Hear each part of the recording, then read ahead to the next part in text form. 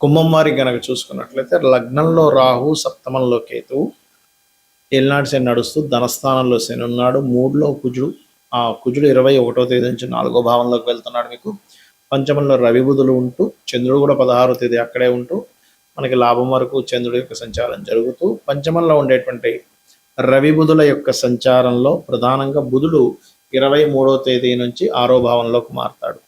6లో ఉండేటువంటి గురు శుక్రులు, సప్తమంలో ఉండే కేతువు, ఈ యొక్క గ్రహస్థితిని అనుసరించి మీకు ఎలా ఉండబోతుంది ఈ యొక్క పక్షంలో అనేటువంటి అంశాలు చెప్తుంది నేనైనప్పటికీ చెప్పిస్తుంది సాక్షాత్ లలిత అమ్మవారిగా భావిస్తూ ఆ లలితాంబిక అమ్మవారి యొక్క అనుగ్రహం మీకు పరిపూర్ణంగా కలగాలని మనస్ఫూర్తిగా ఎప్పుడైతే మీకు రాశిలో రాహు యొక్క సంచారం జరుగుతుందో ఏదో జరగబోతుంది, ఏదో అవ్వబోతుంది అనేటువంటి కాస్త భ్రమ ఎక్కువగా మిమ్మల్ని వెంటాడుతూ ఉంటుంది. ఏదో నెగిటివ్ ఎనర్జీ పట్టుకుందానో ఇలాంటివి ఉంటూ ఉంటాయి. కాబట్టి మీరు ఏం చేస్తారంటే చక్కగా ఇంట్లో గుగ్గిలం వేయండి.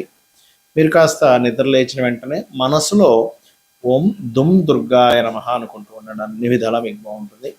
కాలభైరవుడు అష్టకం కానివ్వండి, లేకపోతే గమనించినట్లయితే 2వ భావంలో శని ఉన్నందుకు కాస్త ఆంజనేయ స్వామి ఆలయాలకు వెళ్ళడం ద్వారా కాస్త ధనపరమైనటువంటి విషయాలు గతంతో పోల్చుకుంటే కొంత బాగుంటుందని చెప్పుకోవాలి. ఎందుకంటే ఇక్కడ మీకు ఎప్పుడైతే ఈ గురువు శుక్రుడు శనిని వీక్షిస్తున్నాడో ఏలినాటి శని యొక్క ప్రభావం కూడా మీకు తగ్గుతుంది. కాకపోతే కొంత ధైర్యంగా కొన్ని నిర్ణయాలు తీసుకోవడం, డేరింగ్గా లేకపోతే కోపంగా ఇలాంటివి కొన్ని జరుగుతూ ఉంటాయి. కాబట్టి మీ కోపాన్ని మీరు కొంచెం అదుపులో పెట్టుకోవాలి. ధైర్యానికి మంచిది. స్పోర్ట్స్ రంగాల్లో ఉండేటువంటి వారికి చాలా మంచిది, అందులో ఎటువంటి సందేహం లేదు. అదేవిధంగా పంచమ స్థానంలో ఎప్పుడైతే ఈ 16వ తేదీ అమావాస్య తర్వాత రోజు ఏర్పడుతుందో సంతానం విషయంలోని, షేర్ మార్కెట్ విషయంలోని, స్నేహితుల విషయంలోని, ప్రేమ వ్యవహారాల విషయంలోని 16వ తేదీ ఎటువంటి తొందరపాటు నిర్ణయాలు తీసుకోకండి. కాస్త స్త్రీలతోని, గురువులతోని అనవసరమైన శత్రుత్వాలు వచ్చేటువంటి యోగం కనబడుతుంది. ధనభావంలో ఎప్పుడైతే శని ఉన్నాడో దాని మీద వీక్షణ ఉంటుంది. కాబట్టి కాస్త లోన్స్ లభించడం అయితే ఉంది, కానీ స్త్రీలతోని, గురువులతో అనవసరమైన శత్రుత్వాలు పెట్టుకోకండి. వివాహ సంబంధించినటువంటి విషయంలో కొంచెం ఈ రాబోయే 1-2 మంత్స్ కూడా కొంచెం డెసిషన్ తీసుకోకపోవడమే మంచిది నీకున్నటువంటి గ్రహస్థితి రీత్యా చూసుకుంటే. పార్ట్నర్షిప్స్ కావచ్చు, వివాహ సంబంధించిన విషయాలు కావచ్చు. మరియు కాస్త ఉద్యోగ సంబంధించిన విషయంలో కూడా 21వ తేదీ తర్వాత నుంచి మార్పు చూపిస్తుంది. వర్క్ ఫ్రమ్ హోమ్ అనుకోండి, ఇలాంటివి ఎక్కువగా చూపిస్తున్నాయి. ఇక మీరు నిత్యము చేయవలసింది సూర్య ఆరాధన, విష్ణు సహస్రనామాలు ఎక్కువగా శ్రవణం చేయండి. అన్ని విధాలు బాగుంటుంది. గోచార ఫలితాలు ఒక ఎత్తు అయితే మీకు ఎప్పుడైనా గుర్తుపెట్టుకోండి, మీ జన్మజాతకంలో అసలు ఏ కాంబినేషన్స్ ఉన్నాయని చూసుకోవాలి.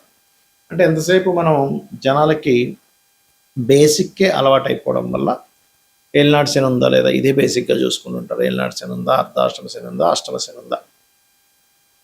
రెండవది ఏమిటి అంటే వీటితో పాటు కాలసర్పయోగం ఏమైనా ఉందా, సర్పదోషాలు ఏమైనా ఉన్నాయా, మాతృదోషాలు ఉన్నాయా, పితృదోషాలు, ఇవి చూసుకుంటారు.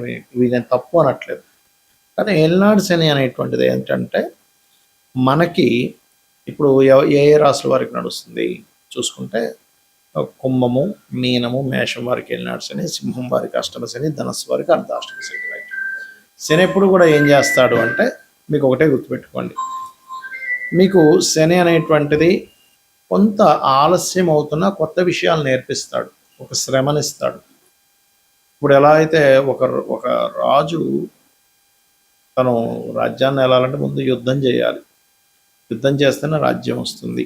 అలాగే ఒక మనిషికి కొన్ని విషయాలు ఒక స్టేజ్కి వెళ్ళాలంటే కొన్ని విషయాలు అనుభవంలోకి రావాలి, అనుభవాలను ఇస్తాడు. అంతేగాని ఇంకా ఏమీ అన్నీ పోతాయి, అన్నీ చాలా విభత్సం అయిపోద్దని అనుకోకండి దయచేసి. అనుభవాన్ని ఇస్తాడు, దాని మీద యాక్సెప్ట్ చేయగలగాలి.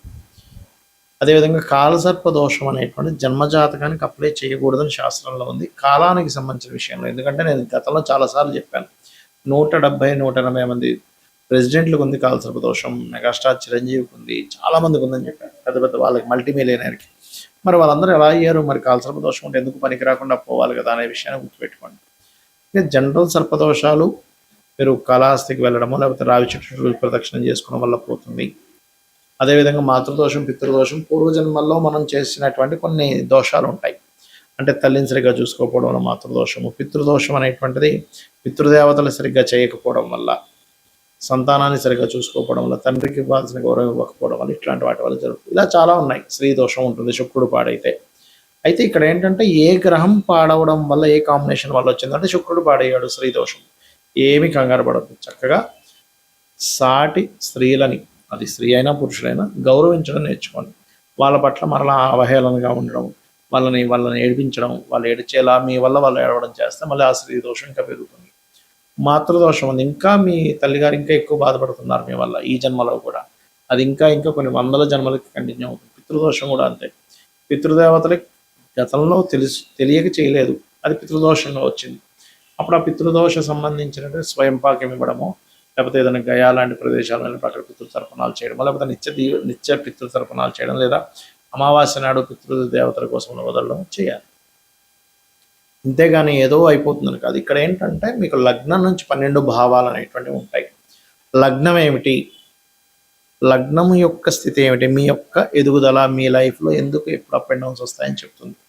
ధనాధిపతి చూడాలంటే సెకండ్ హౌస్, అంటే మీకు ధనము ఏ రూపంలో, ఏ మార్గంలో ఎప్పుడు ఎక్కువగా వస్తుంది, ఏ మార్గంలో ఎప్పుడు పోయే ఛాన్సెస్ ఉన్నాయి, ఎప్పుడు జాగ్రత్తగా ఉండాలి ధనం విషయంలో అనేటువంటి చూపిస్తుంది. అదేవిధంగా 3వ భావంలోకి వెళ్తే సిబ్లింగ్స్, మీ యొక్క ప్రయత్నాలు ఇవన్నీ ఉంటాయి. అంటే సిబ్లింగ్స్తో మీకు ఉండే రిలేషన్ ఏంటి. కొంతమంది బాధపడుతుంటారు, ఏమిటంటే మా సొంత అన్నయ్య ఇలా చేశాడు, మా తమ్ముడు ఇలా చేశాడు, మా అక్క ఇలా చేసింది, మా చెల్లి ఇలా చేసింది అంటారు. అది పూర్వజన్మల్లో ఉన్నటువంటి కొన్ని కర్మలు వెంటాడుతూ ఉంటాయి ఆ రూపంలో వచ్చి. మన కర్మలన్నీ కూడా మన తల్లిదండ్రులు, పిల్లలు, అన్నదమ్ములు, అక్క చెల్లెళ్ళు, స్నేహితులు, దాయాదులు వీళ్ళ రూపంలోనే వస్తారు, గుర్తుపెట్టుకోండి. ఇవి ఎక్కడి నుంచి తప్పించుకోలేరు. ఇంకా తప్పించుకుందామని ప్రయత్నం చేసినప్పుడు రోగ రూపంలో వస్తుంది కర్మ.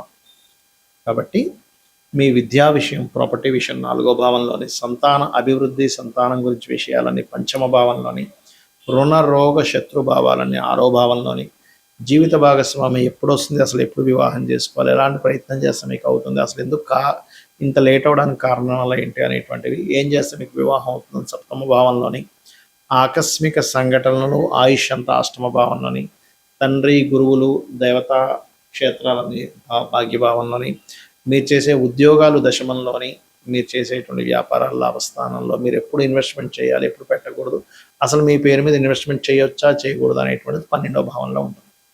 ఇలా 12 హౌజెస్ ఉంటాయి ఆస్ట్రాలజీలో. ఈ 12 భావాల్లో ఏ గ్రహం ఉంది, ఆ గ్రహ అధిపతి పరిస్థితి ఏమిటి, పిఏసి అంటారు, అంటే ప్లేస్మెంట్, ఆస్పెక్ట్ అండ్ కంజంక్షన్. అంటే ఏ గ్రహం ఎక్కడుంది, ఏ గ్రహంతో చూడబడుతుంది, ఏ గ్రహంతో కలిసి ఉంది, దాని వలన ఆ యొక్క గ్రహం యొక్క బలాబలాల్లో మార్పులు వస్తాయి. అంటే చిన్న ఎగ్జాంపుల్ చెప్తా చూడండి. ఇప్పుడు ఒక మనిషి ఉన్నాడు, అతను చిన్నప్పటి నుంచి అతని ఫ్రెండ్ సర్కిల్ కానీ అతనికి చెప్పే వాళ్ళు ఎవరూ సరిగ్గా లేక చదువుకోలేదు అనుకున్నాం, కాసేపు సరిగ్గా చదవలేదు. చదవకపోవడమే కాకుండా అతను తెలివితేటలు కూడా బిల్డప్ చేసుకోలేకపోయాడు. అంటే కొంతమంది ఎవరితో అయితే కలవకూడదు వాళ్ళతో వెళ్ళి ఫ్రెండ్షిప్ చేశాడు, దాని తర్వాత అనవసరమైన వ్యసనాలకు గురయ్యాడు, దాని తర్వాత అనారోగ్యంతో ఇబ్బంది పడ్డాడు, ఎక్కువ వ్యసనాల వల్ల. రైట్.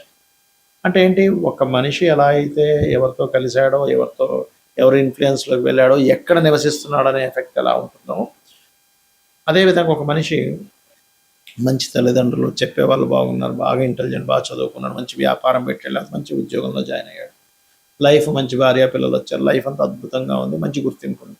అలాగే గ్రహం కూడా పాపగ్రహాలతో సంబంధం కలిగినప్పుడు, దాని పోర్ట్ఫోలియోస్ పాడైనప్పుడు ఆ భావం పాడవుతుంది. దాన్ని సెట్ చేసుకోగలగాలి. లేదా శుభగ్రహ సంబంధాలు వచ్చినప్పుడు ఆ భావం బాగుంటుంది, అదంతా ఫ్రూట్ఫుల్ ఇస్తుంది. ఇదంతా పూర్వజన్మ కర్మ వల్ల వస్తుందని అర్థం చేసుకుంటూ కనీసం ఈ జన్మలో అయినా తెలిసి ఎటువంటి బ్యాడ్ కర్మలు చేయకుండా ఉండాలి. శ్రీమాత్రే నమః.